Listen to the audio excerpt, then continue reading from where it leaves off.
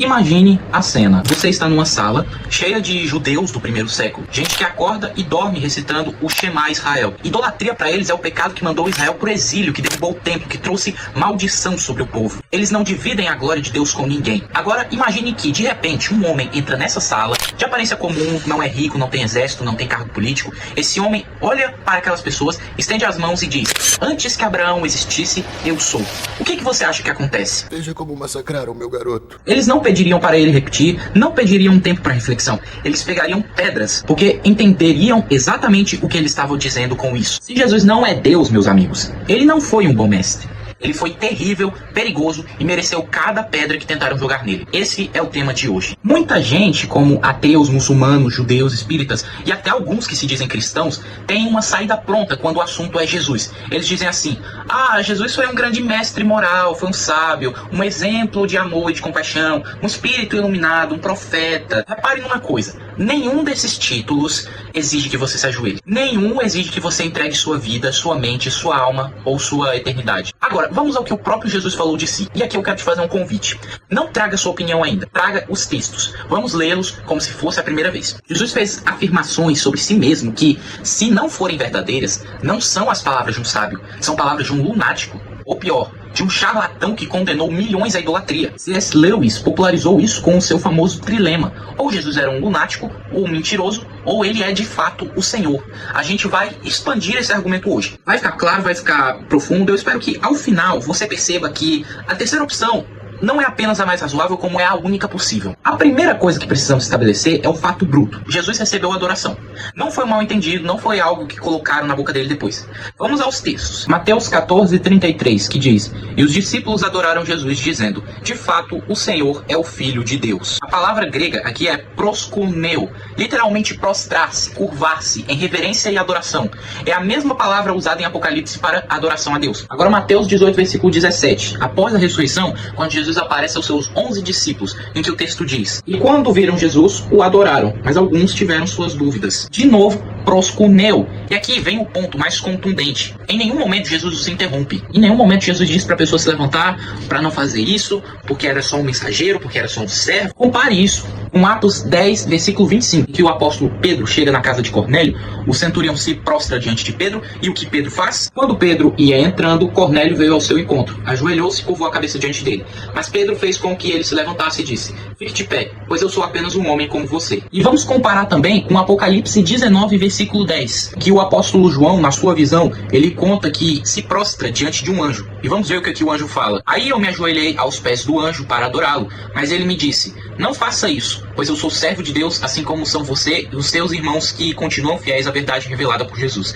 Adore a Deus, pois a verdade revelada por Jesus é a mensagem que o Espírito entrega aos profetas. Pedro rejeitou, o anjo rejeitou, Jesus, em todos os casos, aceitou. Nunca corrigiu, nunca se escandalizou. Se você quer uma evidência de que Jesus se via como Deus, ou no mínimo como objeto legítimo de adoração, não precisa de teologia complexa. Basta abrir os evangelhos e ver o que ele permitiu que fizessem diante dele. Mas na cultura oriental, as pessoas se prostraram diante de reis e de autoridades. Proskuneo não significa adoração a Deus necessariamente, era um gesto cultural. Então, isso aí não se sustenta por 3 razões. Primeiro, o contexto no monoteísmo judaico. Um judeu piedoso não se prostrava diante de um ser humano comum. A prática de se prostrar diante de reis existia em culturas pagãs. Em Israel, cair de joelhos diante de um homem que não fosse Deus era no mínimo escandaloso. Mordecai, no livro de Esther, recusou-se a se curvar diante de Amã. Os 3 jovens hebreus, Sadraque, Mesaque e Abednego, preferiram a fornalha a se curvar diante da estátua de Nabucodonosor. A cultura judaica treinava o povo para não se prostrar diante de criatura alguma. Segundo, mesmo que proskuneo pudesse significar apenas reverência a um superior humano em certos contextos gregos, os discípulos de Jesus, sendo judeus, não estavam no teatro grego, estavam operando com a cosmovisão do Antigo Testamento, onde a honra suprema pertence exclusivamente a Yahvé. Terceiro e mais importante, o que interessa não é apenas o gesto dos discípulos, é a reação de Jesus ou a ausência dela. Pedro rejeita, o anjo rejeita, Maria, os apóstolos, Paulo, qualquer servo de Deus rejeita. Jesus aceita e ainda elogia. João 20, versículo 28 e 29, em que Jesus aparece e Tomé vê as feridas dele. E olha só o que ele fala. Então Tomé exclamou: meu Senhor e meu Deus. Você já parou para absorver a gravidade do que aconteceu aqui, meu irmão?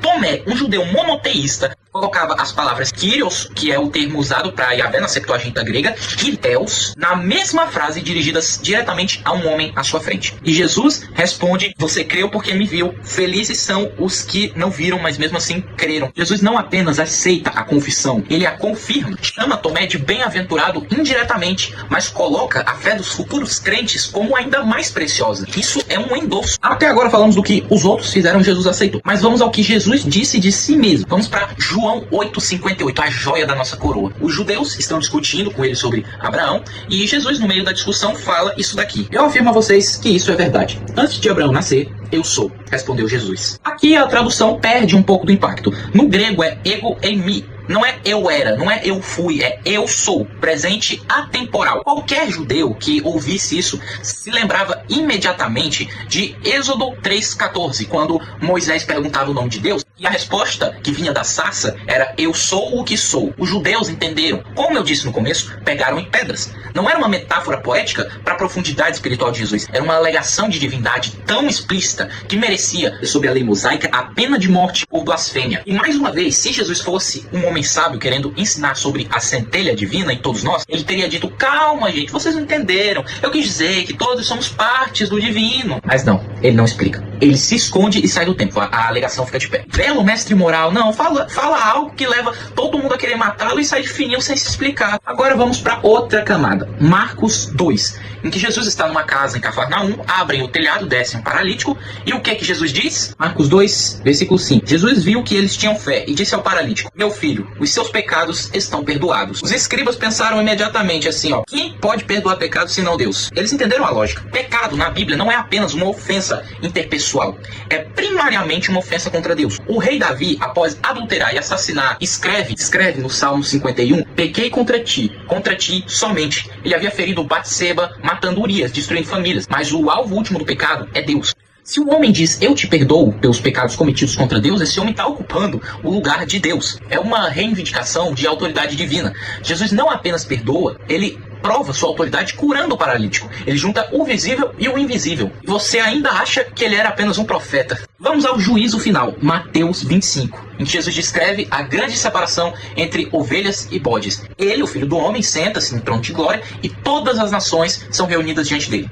O destino eterno de cada ser humano é determinado pela relação com ele. Você pode ouvir um belo de um vinde benditos de meu Pai, ou pode receber também um apartai-vos de mim, malditos. No Antigo Testamento, quem julga o mundo no último dia mesmo? Yahvé. No Novo, Jesus ocupa esse papel. É uma transposição direta, natural, sem explicação, porque os apóstolos já tinham entendido. Ah, tá bonito, mas me mostra aí um versículo onde Jesus diz, com todas as letras, que eu sou Deus e que vocês devem me adorar. Parece um argumento poderoso, mas poderoso como um castelo de areia. Isso é uma exigência anacrônica. Você está pedindo que um judeu do primeiro século use uma formulação de um concílio do século IV. Deus, como conceito abstrato na mente grega, não era exatamente a mesma categoria que Yahvé na mente hebraica. Jesus revelou a sua identidade de forma contextualizada e progressiva. Ele fez algo muito mais poderoso do que apenas falar uma frase. Ele agiu como Deus, falou como Deus e aceitou ser tratado como Deus. Por exemplo, se eu chego na sua casa, sento na sua poltrona, chamo seu bichinho pelo nome, abro sua geladeira, peço pra fulano fazer uma comida pra mim, pago suas contas, eu sei que você provavelmente me expulsaria de casa e chamaria a polícia, mas o que eu quero dizer com isso é que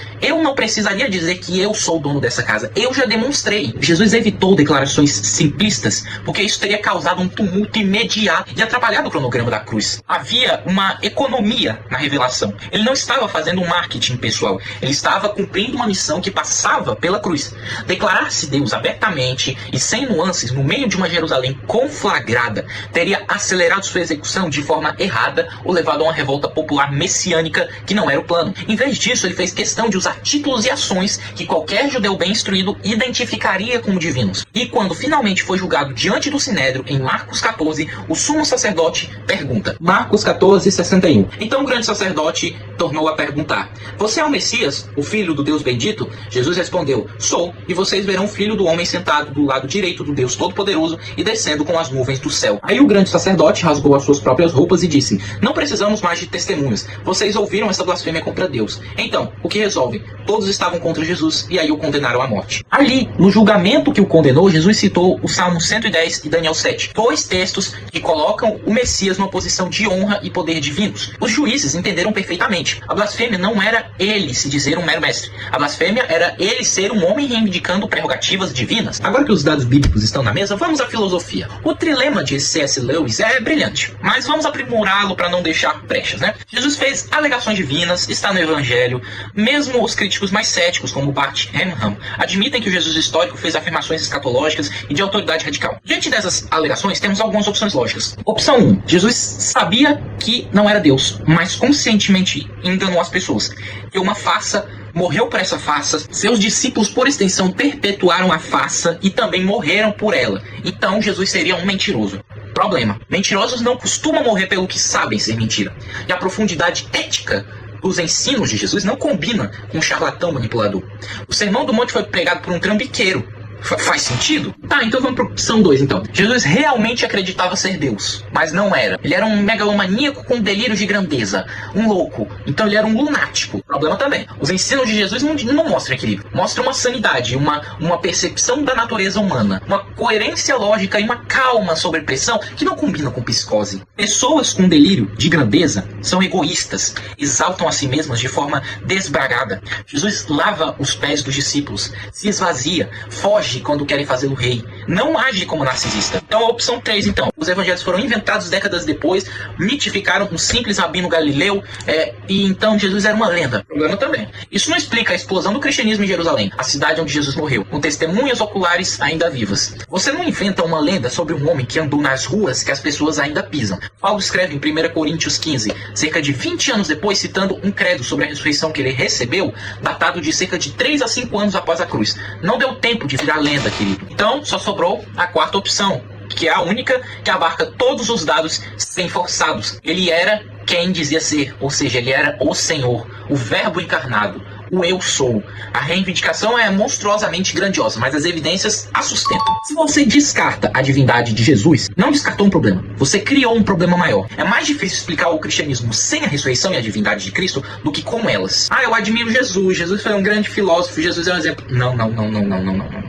Você não pode admirar alguém que afirma ser o Eu Sou do Antigo Testamento. Você não pode ter um bom mestre que diz que o destino eterno de toda a humanidade será decidido por ele. C.S. Lewis escreveu uma frase que precisa ser emoldurada na parede de cada igreja, seja ela católica, evangélica ou ortodoxa. Cada cela de mosteiro e cada canal de apologética do YouTube. Eu acho que eu vou colocar aqui, depois vocês comentem se vocês querem que eu bote aqui depois. Eu vou parafrasear essa frase para vocês. Um homem que fosse meramente humano e dissesse as coisas que Jesus disse, não seria um grande mestre moral, seria um lunático, no mesmo nível de alguém que se diz um ovo cozido, ou então o diabo encarnado. Você precisa fazer sua escolha. Ou este homem era e é o Filho de Deus, ou é um louco, ou algo pior. Jesus não nos deixa espaço para meio termo. Ou você se ajoelha e o adora, ou você pega as pedras. É exatamente a mesma escolha que os judeus tiveram que fazer. A boa notícia é que esse Deus que tem o direito de exigir adoração não veio como um tirano. Ele veio como um servo. Ele não veio para esmagar, mas para ser esmagado. Ele aceitou a adoração, mas antes de subir ao trono, subiu à cruz. Isso faz toda a diferença. Ficou claro? E se ficou, faça 2 coisas, por favor. Primeiro, deixe seu like, comentários também, mais do que elogios, quero objeções e perguntas no canal de aula. A gente não tem medo de pergunta difícil. Segundo, se inscreva. Em breve tem mais aí. Até que eu volte, não seja um herege. Até o próximo.